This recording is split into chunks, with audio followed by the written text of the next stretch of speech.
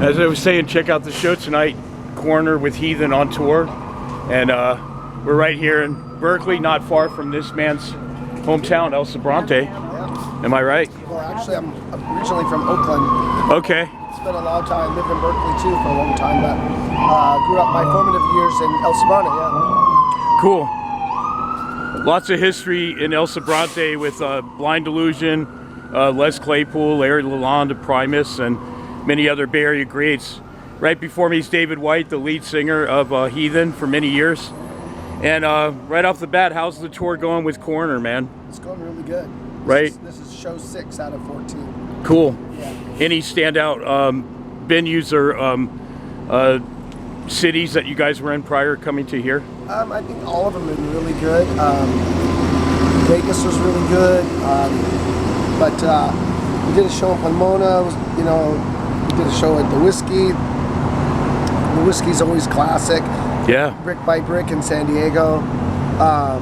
The best one was when we got a day off. Right on. We got to hang out at our friend Alex's house just outside of Pomona and watch the Super Bowl and have a barbecue and just hang out and take a break. Awesome, man. I mean, you guys have been around for a while. When I lived in Florida, had the debut record Breaking the Silence on Combat. How is, we've known the record industry has changed so much since then, and you guys now are on Napalm Records, your label mates Exodus from the Bay Area, yeah. Right? How's that feel? I mean, it's a new chapter in you guys' career, Yeah, absolutely. Well, a lot of things are changing at Nuclear Blast, and, it's always a kind of an easy feeling when you get ready to record a new record. And Napalm came out of nowhere and scooped us up, and it was, we feel home. We feel at home now, and we feel, it's a comfortable feeling. It's good to know that we're with a label that understands this type of music, and and already off the bat, they've really shown us a lot of work and hard work and dedication to what we're trying to do. So it's awesome. Right on, man. And you kind of surprised people when you put out this thing, this single from this other band that you did. Now, I interviewed a guy named Hank Alva and Larry Hatchett and were you the drummer of this band? This was brought up or something? The band I played with Hank and with Larry and also Randy Markham was Closer to the Real. Okay, Close to the Real. Close to the Real, and I played drums for that band. Wow. Yeah. That might be a piece of history people might not know about, but Larry Hatchett is from Mad at Sam, Project Mayhem currently, and Hank Alva's doing Emery Villains and some Sacramento metal band right now too, so all Bay Area guys, man. This is our show's based in the Bay Area, and we just cover Bay Area and beyond. So let's take it back to right down the street at UC Berkeley Theater. You did a special one-off show, I want to say, for with Blind Delusion, your old bandmates with Mark Biederman, and that really was something for the fans and probably you to kind of just circling around to go back to the beginning. How was that for you? How'd that come about? Well, Exodus was coming back with Rob Dukes, and they wanted to put on a special show. It was right around the time, Bailoff's birthday, I believe, and they wanted to celebrate, Bailoff as well, and so they wanted to do a kind of Bay Area sort of special show, and so Lee Altus called me and said, hey man, we're doing the show, and we'd like Blind Delusion to do it. We were thinking about Blind Delusion, but we wanted to be old school Blind Delusion with you singing, and would you, be available? Would you want to do something like that, And I said, well, that sounds like fun. I'd have to call Mark and see how he feels about doing something like that. Yeah. Because to revisit old material and all that. And of course, Mark, we've been buddies since we were like the second grade. He was like, fuck yeah, Yeah. So just went over, the old demos and everything, and did my homework, and then flew out here, had a couple nights rehearsal with the band, and it's got a great band with them now, and then got to do the show, and it was, it was a little bit intense at first in rehearsals, and I think Mark wasn't quite relaxed yet, and then, and then it was just like, I remember thinking like, I gotta pull that guy in, we gotta, we get that feeling back that we used to have when we used to play together, because it was really special back in the day, and so I had a conversation with him, and we locked in, and it's like let's do this like we used to do it, because it was magic back in the day, and he lit up, man, and it's like we had the best time. It was great being on stage with him again, and everybody did well, and I think the crowd really loved it. I had a blast. It was so much fun, and saw some old friends, and it was a crazy night. It was awesome. Yeah, as David was saying, that's when they the show where Exodus, one of the few new shows back with Rob Dukes, and that was at UC Berkeley Theater. Man, let's talk about just the history of like what it was like back in the day when you were in Oakland and places like the Omni and the Stone, and we love to cover the history back in the Bay Area, as much as we can. Well, of course, it all, back when I was in Blind Illusion, there was no club scene at all for us, for all the young bands, and we had no idea that there was so many bands all over the place in the Bay Area. And once Bill Graham kind of partnered with the local radio station to do Metal Mondays, all of a sudden it was happening. And oddly enough, Blind Illusion had just kind of broken up. Les Claypool and Brian Keogh had quit the band to do their own thing, and kind of left the whole thing in the lurch.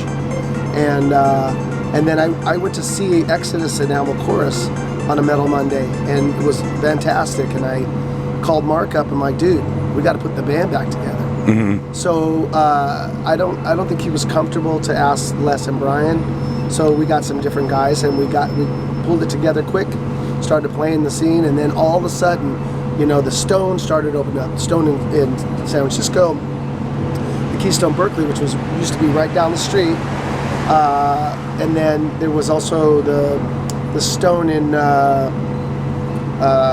is that? Not San Jose, but somewhere down south a little bit. One step beyond. Yeah, I think that was like there was a Stone. There was 3 Stones, but there was all these different clubs, and then there was Old Waldorf, and then there became Wolfgang's, and then all of a sudden, Exodus found a home in Ruthie's Inn, and then that was like the fucking crazy, thrash metal shit was going on down there, and then bands were just popping up, and it was just a crazy, crazy time. And then, with Metallica around, they got a record deal, they went across the country, and then they went across the world, and it was like, wow, this music is exploding. And so it was very, very crazy and exciting time. And then the radio station that helped Bill Graham start the whole thing turned on us. Huh. I remember driving on the highway to go to work or something, and a couple of my guys at Heathen, at that point I was in Heathen, we're going to do an interview, and they were going to play a couple of songs off the new album, the Victims of Deception album. And they were doing this interview. It was going to be simulcast all over the country. And I'm driving down the highway, and I see this new billboard for KRQR, and it said KRQR Classic Rock without the agony of metal. Oh. And I was like, what the fuck is that? Yeah. And so I got home, and I'm like making phone calls, and it's like, yeah, they changed their format, and they stopped playing Metallica. They stopped, and it was just it was right at the verge of everybody starting to get airplay now in our local, local radio station, and it went right back to just college radio. Really stifled things a bit, things kind of went more underground again. So it's got through lots of changes, and I think now there's lots and lots of bands coming out from the Bay Area. A lot of bands that disbanded after all that bullshit, in the early 2000s with the Thrash of the Titan show and all that. Yeah. Reformed and everybody's going except Last Rocket, as far as I can remember. Right, which is a shame, but yeah. I mean, but that's a good amount of guys, because I moved here for Bay Area metal and Bay Area music from Florida, and I was a fan of everybody, but it's a pretty good number for just one band not going. So right. I know a lot of metal bands get more love in Europe than here in America, even your own hometown. And I remember getting that DVD of your live show with Heathen. An amazing performance, and were you proud of that? And give us some highlights of that show and other shows in Europe where they fucking love their metal, man. Well, I mean, they definitely do. but I think it's all over the world, and I think even in the States they love their metal here too. It's just that we have so much here, and you know, there's so many people, there's so many different genres of music. Yeah. And so it's just one of the things that I don't think that our country, our political system really give a whole lot of shit about the arts, where in Europe they do. They help grant. Well, look at the Grammy Awards. Will tell you that. It's like very limited. But I'm just saying, like in Europe, you know, bands going on tour, they can get money from their government, you know, grant money to go and do things because it's art. I didn't know that. Here they can give a shit. Yeah. And then now they make it difficult for, like, we have one Canadian in our band, and he has to go through all kinds of hoops to get a work visa, and it's all about money. It's just a shame. And we're just trying to get out there and make music, you know, and it's not like we're getting rich. We're just going out there because we love it. Yeah. You know. So. Well, we know Lee Atlas is in Exodus. You know, it's spent a lot of time in Heathen, and you've had, I want to say, the same guitar players in this lineup for a little while, at least since I saw you guys here last year. How are those guys? You know, you feeling camaraderie and everything in the studio and on tour, man, with those guys? We gel really well. And right on. Cragen's been with the band since 2007, so it's been 20 years almost. And then Kyle joined up with us in 22 to tour. He still has his band Invicta, but you know, he's still with us. And now we have a new drummer, Blake Anderson. He's doing this tour right now, and hopefully beyond that. The guy's a great guy, and we all seem to be gelling on this tour, so it's been fun. Right on. So what do you guys got going on after this tour? You're going to be doing more shows in Europe. We'll wrap this up with David White here. We have to finish recording the record. Yeah. We're halfway through the recording process. All the drums are recorded, rhythm guitars, and some of the leads are done. But we still have to finish up the leads and vocals and bass. So, what about this single from, was it another project called Laughing Dead? Yeah, it was another band. Laughing Dead was that band was Ken Mooney and Chris Paganetti, Al Voltage, Eric Wong, and myself. Oh yeah, Eric Wong. Yeah, we did a 3-song demo. Very dude. Never a God was the lead track on that demo, and I love that demo, and I love the tone of the demo. I like the tone of my voice on that. It was a lower key. Yeah. And so that's one of the reasons why the last Heathen album was dropped into, because it's just a heavier key, and it's very. I think my voice is it feels and sounds better in that key.